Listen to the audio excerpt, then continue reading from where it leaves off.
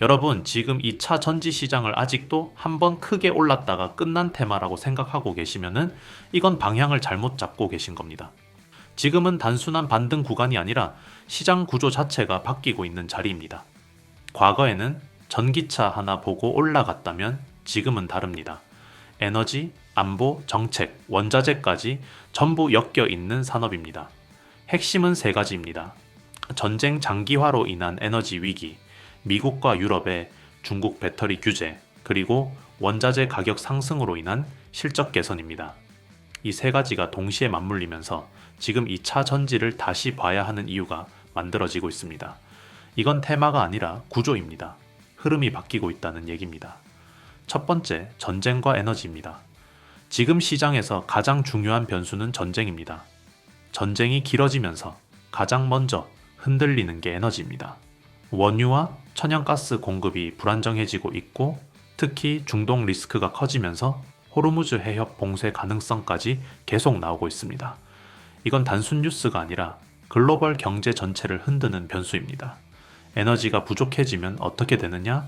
산업이 멈추고 경제 성장 자체가 둔화됩니다. 그래서 각국이 공통적으로 움직이고 있는 방향이 있습니다. 바로 에너지 자립입니다. 외부에 의존하지 않고 스스로 해결하겠다는 겁니다. 여기서 신재생 에너지가 올라오는데 풍력과 태양광은 한계가 있습니다.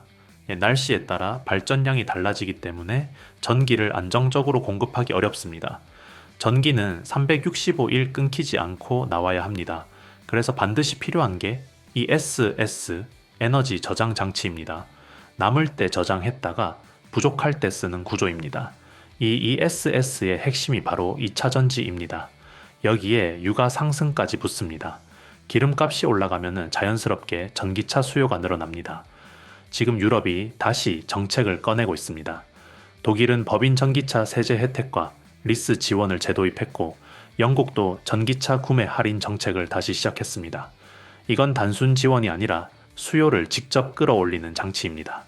결국 정리하면은 전기차와 ESS 두 축이 동시에 커지고 있습니다. 배터리 수요는 구조적으로 증가할 수밖에 없는 상황입니다. 두 번째, 규제입니다. 이게 진짜 핵심입니다. 미국은 지금 중국 배터리를 단순히 경쟁 제품이 아니라 보안 문제로 보고 있습니다. 특히 원격 모니터링 기능이 들어간 배터리는 전력망 데이터가 외부로 유출될 수 있다는 우려가 있습니다. 과거에도 중국산 장비에서 통신 장치가 발견되면서 물류 정보가 넘어간 사례가 있었기 때문에 지금은 아예 원천 차단에 들어가고 있습니다. 이게 끝이 아닙니다. 전기차까지 확장되고 있습니다. 배터리 소재 장비 완성차까지 전부 규제 범위를 넓히고 있습니다. 유럽도 같은 방향입니다. 전기차 보조금을 받으려면 부품의 70% 이상을 유럽 내에서 조달해야 한다는 기준을 만들었습니다. 이건 사실상 중국 배터리를 쓰지 말라는 얘기입니다. 특히 ESS는 에너지 안보와 연결되기 때문에 더 강하게 막을 가능성이 큽니다. 그럼 누가 올라가느냐? 답은 이미 나와 있습니다. 유럽과 미국에 공장을 가지고 있고 공급망이 구축된 나라입니다. 그게 바로 한국입니다. 한국은 배터리부터 소재까지 전부 이미 들어가 있습니다. 결국 중국이 빠진 자리를 한국 기업이 채우는 구조가 만들어지고 있습니다. 이건 단기 이벤트가 아니라 중장기 흐름입니다. 세 번째, 원자재입니다. 리튬과 니켈 가격이 다시 올라오기 시작했습니다. 많은 분들이 원자재 오르면은 기업 힘들다고 생각하시는데 이 차전지는 구조가 다릅니다. 원자재 가격 연동제가 있기 때문입니다. 쉽게 말하면 싸게 사서 비싸게 파는 구조입니다. 미리 확보한 원자재로 생산을 해놓고 납품할 때는 올라간 가격 기준으로 판매합니다. 이 차이가 그대로 수익으로 들어옵니다. 물론 가격이 급등하거나 급락하면 안 좋지만 지금은 적당한 상승 흐름을 유지하고 있습니다. 시장에서는 이 흐름이 내년 초까지 이어질 가능성을 보고 있습니다. 여기에 중국 변수까지 붙습니다. 중국이 그동안 유지하던 보조금 정책을 단계적으로 폐지하고 있습니다. 2024년에는 9%에서 6%로 낮췄고 2025년부터는 0%입니다. 이 말은 가격을 억지로 눌러주던 장치가 사라진다는 겁니다. 결국 원자재 가격이 정상화되는 방향입니다. 이 흐름은 이미 올해 초부터 시작됐고 지금은 그 결과가 실적으로 찍히기 직전입니다. 1분기 실적부터 변화가 나오고 2분기, 3분기까지 이어질 가능성이 높습니다. 그래서 핵심은 하나입니다. 실적 나오기 전에 선점하는 겁니다. 본격적인 종목 분석에 들어가기 전에 여러분께 꼭 한 가지 말씀드리고 시작하겠습니다. 지금 시장을 보시면은 아마 많은 분들이 같은 고민을 하고 계실 겁니다. 뉴스는 계속 나오고 정보는 넘쳐나는데 막상 그래서 지금 무엇을 사야 하는지, 어떤 종목을 봐야 하는지 판단하기가 점점 더 어려워지고 있습니다. 특히 신중하게 투자하시는 분들일수록 정보가 많아질수록 오히려 기준이 흔들리는 경우가 많습니다. 이미 많이 오른 종목을 뒤늦게 따라 들어갔다가 수익은커녕 물려버리는 상황도 자주 나오고 있는 구간입니다. 그래서 지금 필요한 것은 새로운 정보를 더 많이 아는 것이 아니라 남들보다 한 발 먼저 움직일 수 있는 기준입니다. 쉽게 말씀드리면은 남들이 아직 크게 주목하지 않은 자리, 아직 본격적으로 움직이기 전 구간을 먼저 볼 수 있는 눈이 중요합니다. 저는 이 채널에서 계속 이 기준 하나만 보고 있습니다. 이미 많이 오른 종목이 아니라 앞으로 4월에 자금이 들어올 가능성이 높은 급등 후보군을 미리 선별해서 말씀드리는 것, 이 방향으로 계속 설명드리고 있습니다. 오늘 말씀드릴 종목 역시 같은 흐름에서 보셔야 합니다. 단순히 좋아 보이는 종목이 아니라 왜 지금 이 자리에서 움직일 수밖에 없는지, 어떤 구조를 가지고 있는지를 기준으로 이해하셔야 합니다. 이 기준만 제대로 잡히셔도 시장을 훨씬 편안하게 보실 수 있고 불필요한 추격 매수도 줄이실 수 있습니다. 다만 이런 급등 후보군은 영상 하나로 전부 설명드리기에는 분명한 한계가 있습니다. 그래서 따로 정보방을 통해서 4월에 주목해야 할 종목 흐름을 계속 이어서 정리해드리고 있습니다. 이 공간에서는 오늘 영상에서 말씀드린 종목 이후 흐름까지 이어서 보실 수 있고 실제로 시장에서 어떤 종목에 자금이 붙고 있는지까지 실시간으로 체크하면서 설명드리고 있습니다. 그리고 별도로 매일 오전 7시에는 그날 바로 확인하셔야 할 핵심 급등주 3종목도 따로 정리해서 드리고 있습니다. 단순히 종목 이름만 드리는 것이 아니라 왜 지금 자리인지, 어느 구간에서 관심을 가져야 하는지, 언제 움직일 가능성이 있는지까지 기준을 함께 설명드리고 있기 때문에 훨씬 이해하시기 쉬우실 겁니다. 정리해서 말씀드리면은 정보방에서는 전체 시장 흐름과 급등 후보군을 보실 수 있고 급등주 추천은 당일 핵심 종목을 간단하게 확인하는 방식이라고 생각하시면 됩니다. 참여 방법도 어렵지 않습니다. 영상 아래 고정 댓글에 있는 링크를 눌러서 들어가시면은 간단한 설문이 나오고 거기에서 원하시는 항목만 체크하시면 됩니다. 시간은 길지 않고 10초 정도면 충분합니다. 그리고 여기서 꼭 기억하셔야 할 부분이 하나 있습니다. 기존에 한번 신청을 해주셨던 분들이라도 4월에 새롭게 정리된 급등 후보 종목을 받으시려면 다시 한번 신청을 해주셔야 확인이 가능합니다. 이 부분을 놓치셔서 정보를 못 받으시는 경우가 많기 때문에 필요하신 분들은 꼭 다시 확인해 주시기 바랍니다. 단순히 종목만 알려드리는 것이 아니라 왜 지금인지, 어느 자리에서 봐야 하는지까지 기준을 함께 드리고 있습니다. 혼자 판단하시기 어려우신 분들은 부담 없이 들어오셔서 흐름만 같이 보셔도 충분합니다.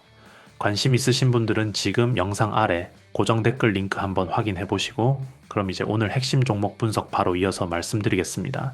여기서부터가 가장 중요합니다. 많은 분들이 삼성, SDI, LG 에너지 솔루션 같은 대형주만 보시는데 수익은 항상 그 다음에서 나옵니다. 이미 다 알려진 기업보다 지금 구조 변화 위에 올라타 있는 기업, 그리고 실적으로 연결될 가능성이 높은 기업을 보셔야 합니다. 지금 시장은 기대감만으로 움직이는 장이 아니라 실제 돈이 찍히는 기업으로 자금이 이동하고 있습니다. 그래서 종목을 볼 때 기준이 하나입니다. 공급망 변화에 들어갔는지, 그리고 그 변화가 실적으로 이어질 수 있는 구조인지 이 두 가지입니다. 세 가지 종목 확인하겠습니다. 첫 번째 LNF입니다. 이 기업은 단순한 소재 기업이 아닙니다. 최근 가장 중요한 변화가 하나 있습니다. 삼성 SDI와 1조 6천억 원 규모의 LF, P 배터리 공급 계약입니다. 이건 숫자보다 구조를 보셔야 합니다. 기존에는 LG 에너지 솔루션 쪽 비중이 높았는데 이 구조에서는 생산 속도 조절이 느리다 보니까 소재 기업들이 재고 부담을 그대로 떠안는 경우가 많았습니다. 쉽게 말해서 물건은 만들어 놨는데 가져가지 않으면 손해가 나는 구조였습니다. 그런데 삼성 SDI는 다릅니다. 생산 조절이 빠르고 공급망 관리가 효율적입니다. 이 차이가 그대로 실적으로 연결됩니다. 최근 뉴스 보시면은 글로벌 배터리 시장이 LFP 중심으로 다시 재편되고 있습니다. 특히 이 SS 시장에서 LFP 비중이 빠르게 올라가고 있습니다. 이유는 단순합니다. 가격 경쟁력과 안정성입니다. 전기차는 성능이 중요하지만 이 SS는 안정성과 가격이 더 중요합니다. 이 흐름 속에서 LNF가 국내 최초 LFP 상용화 기업이라는 점은 굉장히 큰 강점입니다. 또 하나 중요한 포인트는 수급입니다. 최근 시장이 흔들릴 때 외국인과 기관, 연기금까지 꾸준히 매수세가 들어오고 있습니다. 이건 단순 반등 기대가 아니라 구조 변화에 대한 선반영입니다. 지금은 차트를 보는 구간이 아니라 누가 사고 있는지를 보셔야 하는 구간입니다. 그런 관점에서 LNF는 충분히 기대해 볼 수 있는 자리입니다. 두 번째, 포스코 퓨처엠입니다. 이 기업은 최근 뉴스 흐름에서 계속 등장하는 기업입니다. 핵심은 두 가지입니다. 첫 번째는 테슬라와의 인조 흑연 음극재 공급 계약입니다. 규모가 1조 원 수준인데 음극재 시장에서 이 정도 계약은 상당히 의미가 있습니다. 특히 지금 글로벌 완성차 업체들이 공급망을 다변화하고 있는 상황에서 포스코 퓨처엠이 선택받았다는 건 단순 수주 이상의 의미가 있습니다. 두 번째는 LFP 양극재입니다.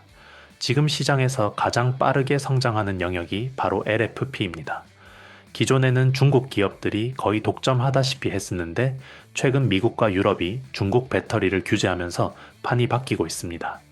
포스코 퓨처엠은 중국 기업과 합작을 통해 생산 기반을 만들고 있고 여기에 삼성 SDI까지 연결되면서 공급망 확장이 동시에 진행되고 있습니다. 포항 공장 일부를 LFP 양극재 생산 라인으로 전환해서 하반기부터 본격 공급에 들어갈 가능성이 계속 나오고 있습니다. 이건 단순 계획이 아니라 실제 매출로 이어질 수 있는 구간입니다. 그리고 가장 중요한 신호, 수급입니다. 시장이 빠질 때 외국인과 기관이 계속 매수하고 있습니다. 개인이 던질 때 기관이 받는 구조입니다. 이건 앞으로 실적이 좋아질 가능성이 높다고 보고 선제적으로 들어오는 움직임입니다. 지금은 가격보다 방향을 보셔야 하는 자리입니다. 세 번째, 에코프로비엠입니다. 이 기업은 이미 많이 올라간 종목이라고 생각하시는 분들이 많습니다.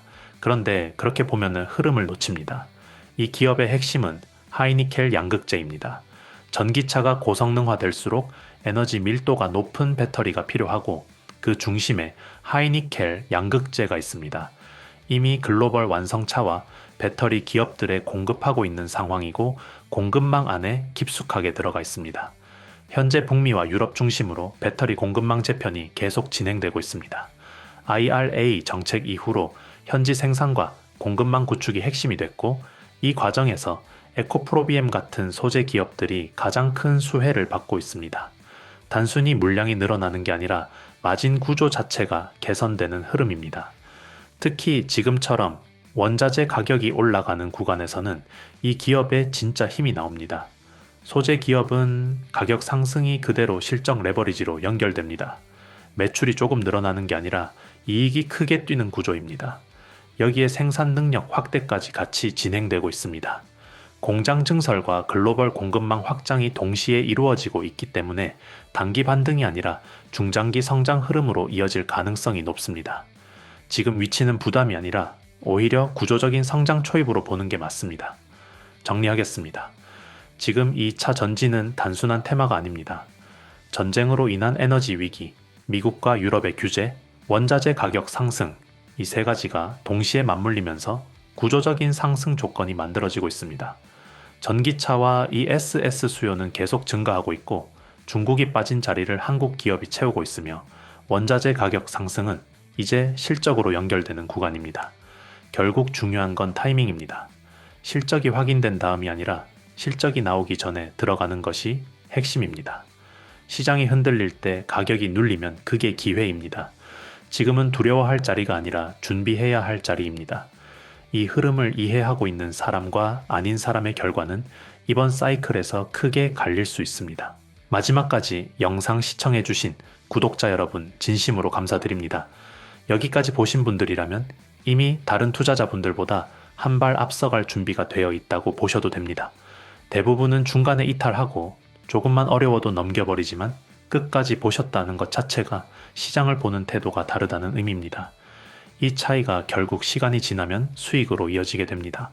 한 가지 꼭 기억하셔야 할 부분이 있습니다. 주식은 종목이 아니라 타점입니다. 삼성전자나 현대차 같은 종목은 누구나 알고 있습니다.